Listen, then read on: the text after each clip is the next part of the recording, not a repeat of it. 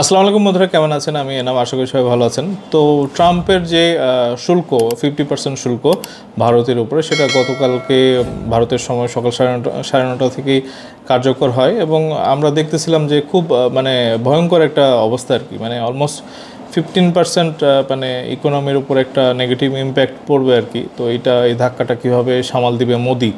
এবং গতকালকেও বিভিন্ন টিভি চ্যানেল থেকে আসলে দেখা যাচ্ছিল যে ওই যে যুদ্ধ থামানোর ব্যাপারে 24 ঘন্টা টাইম দিয়েছিল ট্রাম্প এবং মোদিকে বলেছিল যে তুমি যদি 24 ঘন্টার মধ্যে এই যুদ্ধ বন্ধ না করো তাহলে এত বড় শুল্ক আরোপ করবে যে এইটা দেখে মোদির মাথা ঘুরে যাবে আর কি। তো এই ধরনের কথাবার্তা আর কি, হিউমিলিয়েশন। এবং উনি ওই 4বার নাকি ফোন দিয়েছে, উনি ফোনে ধরেন নাই এগুলি নিয়ে। এবং উনি কথা বলতেছে ট্রাম্প, মানে আরও সামনে কী করে এটা দেখার বিষয় আর কি। বাট ভারতের ইকোনমি কিন্তু একটা মানে কলাপস করার পথে আর কি। কারণ অলরেডি আলাপ আলোচনা হচ্ছিল। আমি গতকালকে পশ্চিমবঙ্গের এক ইউটিউবার, তার ভিডিও দেখতেছিলাম এবং সেখানে বলা হচ্ছিল যে পশ্চিমবঙ্গের 2টা বড় খাত আছে যেখানে নাকি হিউজ তারা রপ্তানি করে আমেরিকায়। একটা হচ্ছে যে চামড়া খাত, একটা বিশাল চামড়ার একটা শিল্প এলাকা আছে। আর একটা হচ্ছে যে চিংড়ি শিল্প আর কি, মানে সামুদ্রিক মাছ বা মৎস্য যেগুলি নাকি রপ্তানি হয়। এর মধ্যে সবচেয়ে বড় একটা সেক্টর হচ্ছে যে শ্রিম্প এক্সপোর্ট। তো এগুলি হাতছাড়া হয়ে যাবে, এগুলি ভিয়েতনামে যাবে, বাংলাদেশে আসবে, এগুলি তারা ভাবতেছে। এবং খুব ত্রাহি অবস্থা আর কি। মানে তারা কাজ, মানে এই মানুষজন, একটা বড় সংখ্যক মানুষ চাকরি হারাবে এবং এই মানুষগুলো আসলে কি করবে এটা নিয়ে সবাই দুশ্চিন্তায় আছে। বাট মোদিজি কিন্তু বলে বেড়াচ্ছে যে না, লোকাল খাবো, লোকাল পড়বো এই টাইপের আর কি। তো দেখেন এখানে প্রথম আলো 28শে আগস্ট এরকম একটা খবর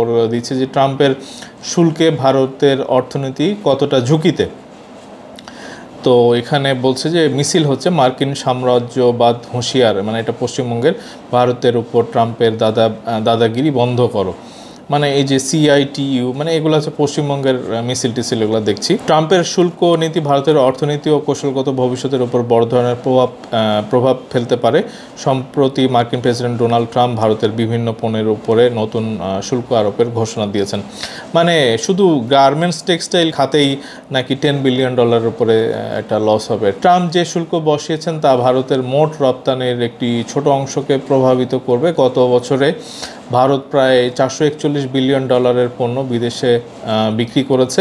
এর মধ্যে প্রায় $65 বিলিয়ন পণ্য নতুন শুল্কের আওতায় পড়ছে, অর্থাৎ মোট রপ্তানির 15% কম প্রভাবিত হবে।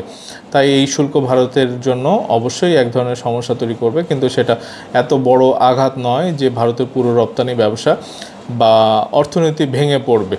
মানে এইটা হচ্ছে কি যে দিস ইজ নট দ্য মানে ফাইনাল এন্ড আর কি। মানে এরপরেও তো আরও কিছু আসতে পারে আর কি। হ্যাঁ, এখন আমরা বলা হচ্ছে যে ইউক্রেন রাশিয়ার যুদ্ধের ভারত দায়ী, এরকম কথাবার্তাও আসছে আর কি। তো এখন এগুলার মধ্যে তেল আমদানি করে যাবে রাশিয়া থেকে। তো এগুলি মানে বন্ধ যদি না হয়, আমরা তো ভবিষ্যতে আরও খারাপ কিছু আশা করতে পারি, মানে ট্রাম্পের কাছ থেকে বা আমেরিকার কাছ থেকে। মানে ওনারা যদি আবার বড় রকমের কিছু স্যাংশন দেয় বা আরও যদি অন্যান্য খাতেও যদি শুল্ক বসায় দেয়, এটা একটা ব্যাপার। এবং সবচেয়ে বড় ব্যাপার কি যে তাদের একটা সার্ভিস সেক্টর আছে, সেটা কিন্তু এগুলোর বাইরে আর কি। তো সেটা যদি আক্রান্ত হয় তাহলে কিন্তু ভারতের একটা বড় লস হবে আর কি। শুধু পণ্যের দিকে তাকালে ভারতের বাণিজ্যের সবচেয়ে শক্তিশালী খাতটি আড়াল থেকে যায়, সেটি হলো সেবা খাত, যেটা বললাম আর কি। বর্তমানে ভারতের সেবা রপ্তানি বছরে $380 বিলিয়ন বেশি এবং তা দ্রুত বাড়ছে।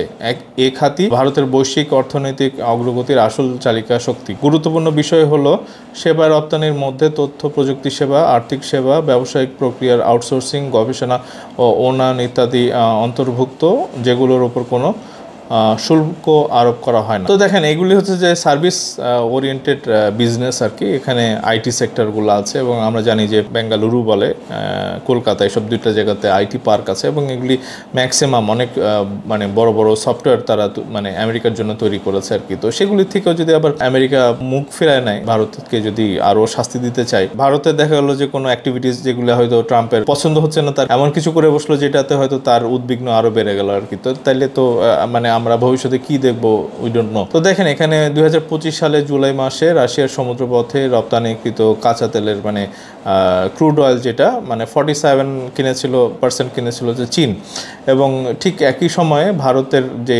ভারত যেটা কেনে সেটা হচ্ছে 38%। এবং সবাই খুব চিৎকার করে বলতেছে যে কেন রে ভাই, আমাদের চাইতে তো চীন বেশি কিনছে, তাহলে চীনকে তোমরা বেশি শাস্তি দিচ্ছ না কেন? চীনকে কম শাস্তি দিচ্ছ, আমাদেরকে 50% হচ্ছে যে একেবারে সর্বোচ্চ। তো ভারতের চাইতে চীনকে শুল্ক কম দিচ্ছে এবং চীন রাশিয়ার তেল বেশি কিনতেছে, এইগুলি আছে যে তারা কোনো ইকুয়েশন মিলাইতে পারতেছে না আর কি। তো আমার কাছে সবচেয়ে বড় ইন্টারেস্টিং বিষয় কি, যে এই তেলের যেই কেনার ব্যাপারটা আর কি, মানে আলটিমেটলি দেখা গেলো যে যেই স্যাংশনের ভয়ে কিন্তু দেখা গেলো যে এই 38% যেই ক্রয়টা যেটা ছিল সেটা হয়তো কমে যাচ্ছে আর কি। তাহলে ওখানেও তো বিলিয়ন ডলার সে প্রফিট করতো আর কি। মানে খুব কম দামে কিনে অনেক বেশি দামে ইউরোপ এবং অন্যান্য দেশে, আফ্রিকা, এসব বিভিন্ন দেশে তেল রপ্তানি করতো, এবং এক সময়ে কিন্তু এই কয়েক বছরের মধ্যে এই পারচেসটা ছিল 1%, সেটা কিন্তু বেড়ে 38% হয়েছে আর কি, এবং কন্টিনিউয়াসলি এটা বাড়তেছিল। তো এখন ট্রাম্পের কথাটাও ঠিক আছে যে তোমরা যুদ্ধের একটা ফায়দা নিচ্ছ, যুদ্ধকে বিক্রি করে তোমরা মুনাফা করতেছো। তো এই আনএথিক্যাল জিনিসপত্রগুলি আসলে উঠে আসছে, রাশিয়ান তেল কেনা বন্ধ করতে হবে। তো এটা তো আসলে বন্ধ করতেছে না।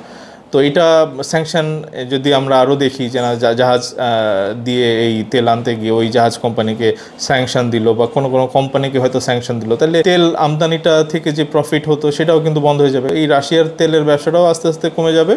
আবার আমেরিকার সাথে যেই এখন অবস্থা দাঁড়াইছে, তাতে ট্রাম্প যদি আজকে এই 50%-এর জায়গাতে 25% ট্যারিফও দিয়ে দেয়, তাদের আমেরিকা এবং ভারতের মধ্যে যে একটা সম্পর্কের টানাপোড়েন তৈরি হচ্ছে, সেটা আদৌ কবে নাগাদ স্বাভাবিক হবে এটা কিন্তু দেখার বিষয়। এবং ট্রাম্প থাকা অবস্থায় কখনো আমরা ভারতের সাথে আমেরিকার একটা স্বাভাবিক অবস্থা দেখতে পারবো না, এটা আমার ধারণা আর কি। তা আপনারা কে কী মনে করতেছেন অবশ্যই কমেন্ট সেকশনে জানান, এবং অবশ্যই যারা চ্যানেলে নতুন তারা সাবস্ক্রাইব করতে ভুলবেন না, এবং লাইক, কমেন্ট, শেয়ার দিয়ে সাথে থাকবেন আর কি। তো খুব তাড়াতাড়ি দেখা হচ্ছে বন্ধুরা, ধন্যবাদ সবাইকে, আসসালামু আলাইকুম।